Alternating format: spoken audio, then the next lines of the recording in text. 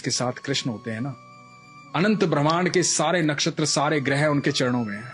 ये नक्षत्र खराब है, ये ग्रह खराब है। तो ये वाक्य जो मैं बता रहा हूं ना, ये ध्यान से सुनिए।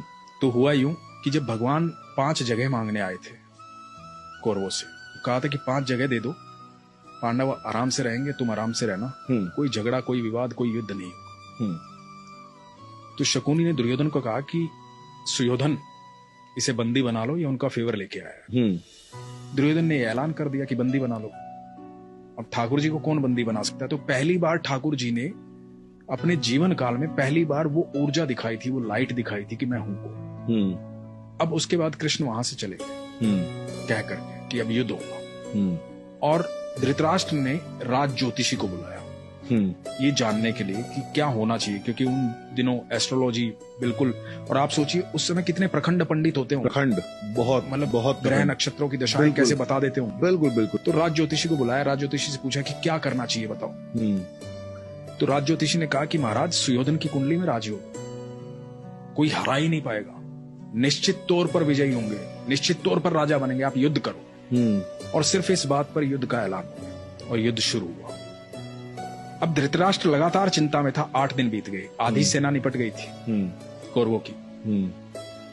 अब ये दिखाई दे रहा था साफ साफ कि कौरव हार जाएंगे, पांडव जीतेंगे। तो फिर से बुलाया गया राज ज्योतिषी को। धृतराष्ट्र बैठे हुए हैं, महात्मा विदुर बैठे हुए हैं, और राज ज्योतिषी को पूछा गया कि भाई ये क्या हो रहा है?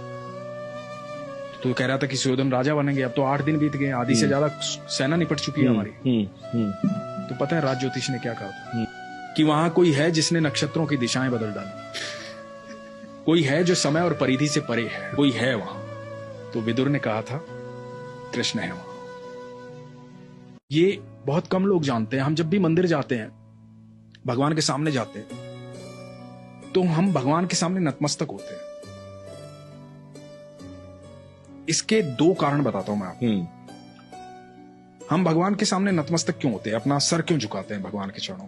जब हम भगवान के चरणों में अपना सर झुकाते हैं ना, नतमस्तक हो जाते हैं, तो जितना बोझ हमारे इस मस्तिष्क में होता है ना, जितनी दुविधाएं चल रही होती हैं, सारी दुविधाएं भगवान के चरणों में गिर जाती हैं और भगवान रोंद देते हैं।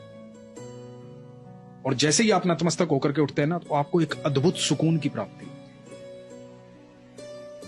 और ये क्रिया आप लगातार करते रहते तो आपके जीवन में दुख नहीं आता, क्योंकि आप भगवान के सानिध्य में रहते हैं। क्योंकि दुख की एक खासियत होती है, दुख बड़ा भोला भाला होता है। दुख जब भी आता है ईश्वर को साथ लेके आता है। जैसे ही दुख आएगा आपको ईश्वर याद आएंगे। ये बात तो है। भोला भाला होता है। दुख को बेचारे को पता ही नहीं होता तो साथ किसके चल रहा है।